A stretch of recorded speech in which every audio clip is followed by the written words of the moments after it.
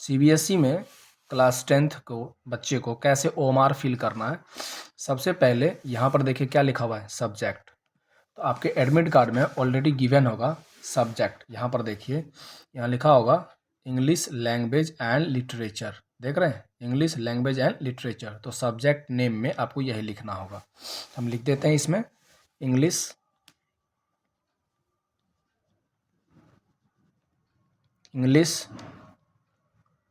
Language and literature, ये हो गया पहला। दूसरा है सब्जेक्ट कोड।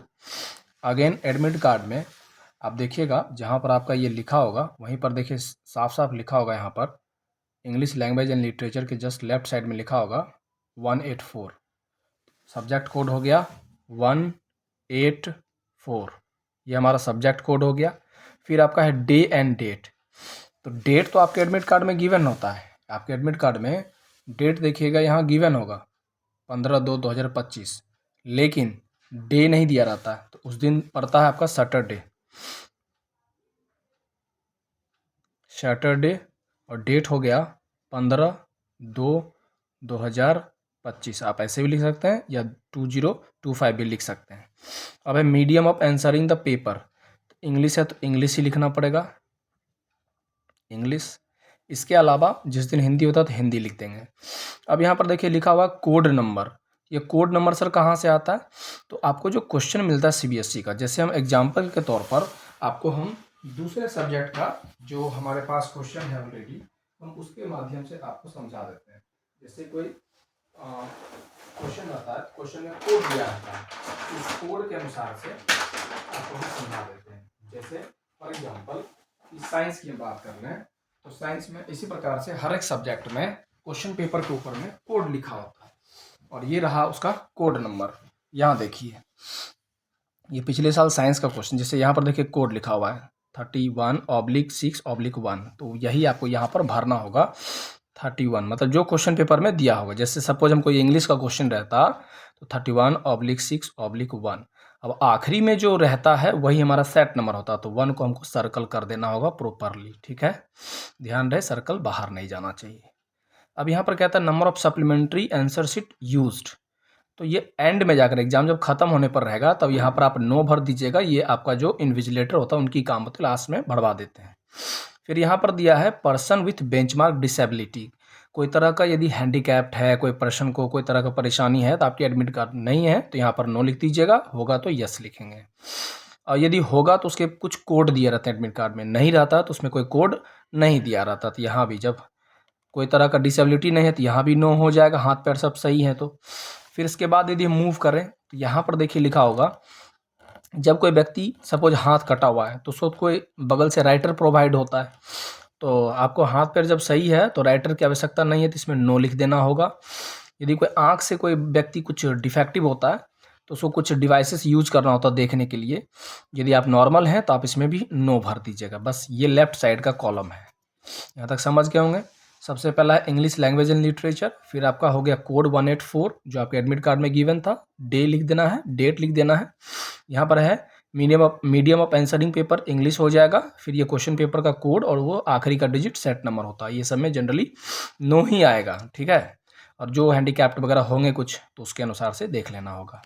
अब राइट साइड में जाते हैं, तो राइट साइड में यहाँ देखिए सबसे पहले लिखा हुआ है candidate name in capital letter. उससे पहले एक बात और बता दें, आपको जो कॉपी मिलेगी सीबीएसई की उसका ये फ्रंट पेज होगा, ठीक है, वो कलरफुल रहता है।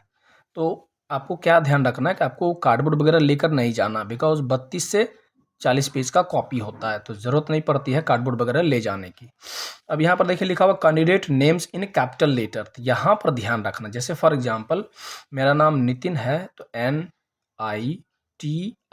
लिख देना होगा, फिर एक बॉक्स छोड़ करके फिर हम लिख देंगे यहाँ पर MUKESH। मेरा नाम है नितिन मुकेश, किसी का रहता कुमार, तो इस हिसाब से एक बॉक्स छोड़ देना है एक नाम। जैसे आपका नाम होगा राज तो RAJ, फिर एक बॉक्स छोड़ के कुमार लिख देना होगा, ठीक है।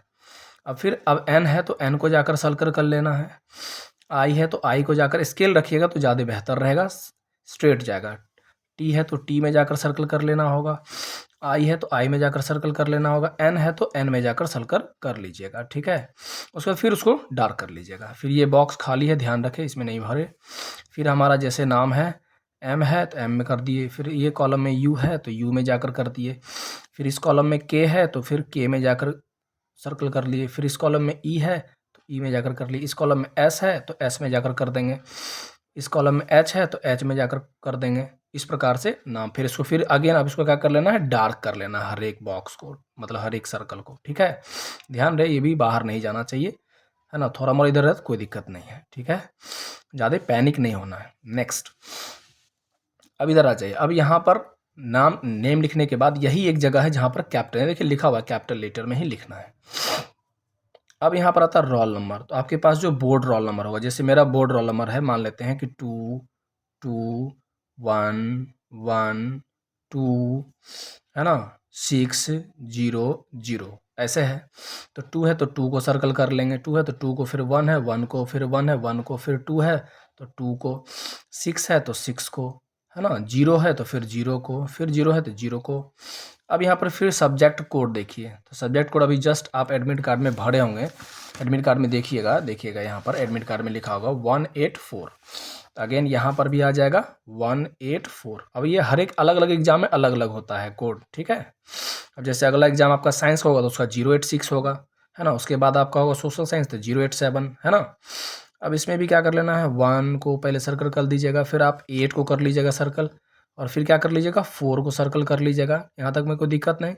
फिर ये सेंटर नंबर है, सेंटर नंबर भी आप देखिएगा कि आपके जो एडमिट कार्ड्स होते हैं उसमें आपको गिवन होंगे, देखिए यहाँ लिखा हुआ है ना, सेंटर नंबर देखिए लिखा हुआ है 844028, बिल्कुल। तो इस प्रकार से सेंटर नंबर लिख लेना है 84402। अब जो आपके एडमिट कार्ड में होगा उसके अकॉर्डिंग लिख लीजिएगा, फिर इसको भी सर्कल कर लेना है, ठीक है। यहाँ तक तो समझ गए होंगे सारे बात को। उसके बाद 0, फिर उसके बाद 2, उसके बाद फिर 8, और उसके बाद फिर उसको डार्क अच्छे से कर लेना है। फिर देखिए यहाँ लिखा हुआ school number as per the admit card, तो मान लेते हैं मेरा स्कूल नंबर है ना 65344, मान लेते हैं ये है जो एडमिट कार्ड में, ये भी आपके एडमिट कार्ड में गिवन रहता है। जस्ट जहाँ आप सेंटर नंबर देखते हैं एडमिट कार्ड में, उसी के जस्ट बगल में देखिएगा, गौर कीजिएगा तो आपको मिल जाएगा। यहाँ पर देखिए स्कूल नंबर, है ना, स्कूल नंबर ये दिया हुआ है, तो उसी प्रकार से स्कूल नंबर को हम मेंशन कर लेंगे। फिर अगेन अब यहाँ के बाद देखिए अगेन, अब यहाँ क्या है सर, सब्जेक्ट अगेन लिखा हुआ है, तो सब्जेक्ट में अगेन यहाँ पर आ जाएगा इंग्लिश लैंग्वेज एंड लिटरेचर। पूरा नहीं आते तो शॉर्ट में भी लिख के कोई दिक्कत नहीं है। अब देखिए करोड़, अब देखिए यहाँ पर रोल नंबर को वर्ड्स में लिखना है, तो आपके एडमिट कार्ड में ऑलरेडी गिवन रहता है वर्ड्स में, ठीक है, रोल नंबर इन वर्ड्स लिखा रहता है। आप ऊपर में देखिएगा गौर से, तो वहाँ पर लिखा रहेगा रोल नंबर इन वर्ड्स, देखिए यहाँ पर लिखा हुआ है ना roll number in words, 2 crore ये सब लिखा रहता है। तो जैसे यहाँ करोड़ लिखा हुआ ही है, तो करोड़ से पहले क्या लिखा जाएगा, करोड़ तो ऑलरेडी लिखा हुआ 2 लिख देना होगा। और लाख से पहले क्या लिखना होगा सर, तो 21 लाख है। 1000 से पहले तो यहाँ पर जस्ट अभी फिल किए हैं, उसको गौर से देख लीजिए, 2 करोड़ 21 लाख 12,000, है ना, तो यहाँ लिख देंगे 12,000, और लास्ट में है 600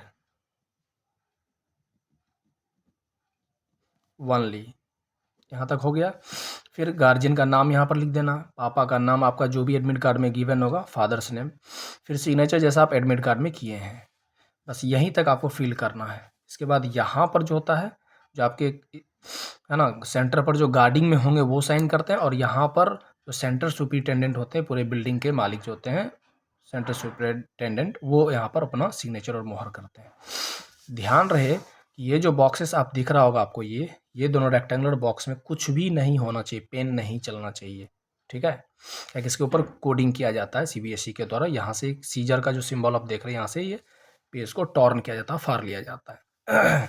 आपका ये जो पेज होगा फ्रंट पेज, इस प्रकार से कलरफुल होगा, इस प्रकार से। अच्छा हाँ, जैसे मान लेते हैं कॉपी के यहाँ पर आपको एक नंबर दिया रहेगा, ठीक है, इस प्रकार से एक नंबर रहता है, इस नंबर को, यही आपका कॉपी नंबर हो गया, ठीक है, और यही नंबर जो होता है आपके अटेंडेंस शीट में चढ़ाया जाता है आंसर बुकलेट में, ठीक है। Okay, good luck to you all.